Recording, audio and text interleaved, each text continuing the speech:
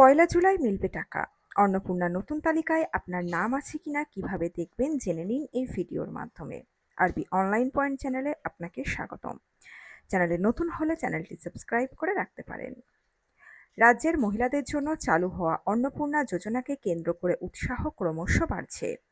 গত 5ই জুন থেকে শুরু হয়েছে অনলাইন আবেদন প্রক্রিয়া।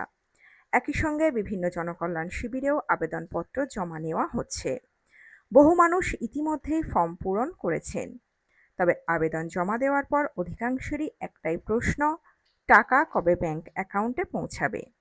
ইতিমধ্যেই সেই দিনক্ষণ জানিয়েছেন মুখ্যমন্ত্রী শুভেন্দু অধিকারী। এক জনকল্যাণ শিবির থেকে অন্নপূর্ণা যোজনার প্রকল্পের অগ্রগতি নিয়ে বিস্তারিত তথ্য তুলে ধরে মুখ্যমন্ত্রী বলেন, গত 3রা জুন 28 লক্ষ মা বোনের অ্যাকাউন্টে 3,000 টাকা করে পৌঁছে গিয়েছে। এখনো পর্যন্ত আরও 1,05,00,000 মা বোন অন্নপূর্ণা যোজনা প্রকল্পে নাম নথিভুক্ত করেছেন। তাদের ভেরিফিকেশন সম্পূর্ণ করে তথ্য পোর্টালে আপলোড করা হয়েছে। তাঁরা আগামী 1 জুলাই জুন মাসে 3,000 টাকা পেয়ে যাবেন। সরকারি নিয়ম অনুযায়ী এই প্রকল্পের অর্থ সরাসরি ডিবিটি পদ্ধতিতে আধার সংযুক্ত ব্যাংক অ্যাকাউন্টে পাঠানো হবে। আবেদনকারীর নথিপত্র, পরিচয় সংক্রান্ত তথ্য এবং ব্যাংকের বিবরণ যাচাই সম্পূর্ণ হওয়ার পরেই অর্থ ছাড় করা হবে। যাচাই প্রক্রিয়ার কোনো অসঙ্গতি বা তথ্যগত ভুল ধরা পড়লে অর্থ প্রাপ্তি বিলম্বিত হতে পারে। আবেদনকারীরা সরকারি সোশ্যাল সিকিউরিটি পোর্টালের মাধ্যমে সহজেই নিজেদের আবেদনপত্রের স্ট্যাটাস পরীক্ষা করতে পারবেন। অন্নপূর্ণা যোজনার দ্বিতীয় কিস্তিতে টাকা পাবেন কিনা জানতে এই ধাপগুলি অনুসরণ করতে হবে।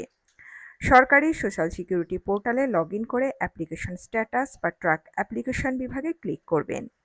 সেখানে আবেদন নাম্বার, আধার নাম্বার অথবা নিবন্ধিত মোবাইল নাম্বার লিখবেন। ওটিপি প্রদান করবেন। এরপর স্ক্রিনে আবেদনের বর্তমান অবস্থা দেখতে পাবেন। যদি স্ট্যাটাসে অ্যাপ্রুভড, ভেরিফাইড বা পেমেন্ট প্রসেসড লেখা থাকে তাহলে বুঝতে হবে আবেদন অনুমোদিত হয়েছে এবং অর্থ পাঠানোর প্রক্রিয়া শুরু হয়েছে। অন্যদিকে পেন্ডিং ভেরিফিকেশন দেখালে নথি যাচাইয়ের কাজ এখনও বাকি রয়েছে। জানা গিয়েছে যেসব আবেদন যাচাইয়ের সমস্ত ধাপ সফলভাবে অতিক্রম করেছে তাদের অ্যাকাউন্টে পর্যায়ক্রমে 3,000 টাকা করে পাঠানো হবে।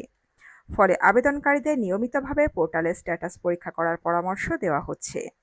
সমস্ত তথ্য সঠিক থাকলে এবং যাচাই প্রক্রিয়া সম্পূর্ণ হলে নির্ধারিত সময়ে অন্নপূর্ণা যোজনার আর্থিক সহায়তা পাওয়া যাবে।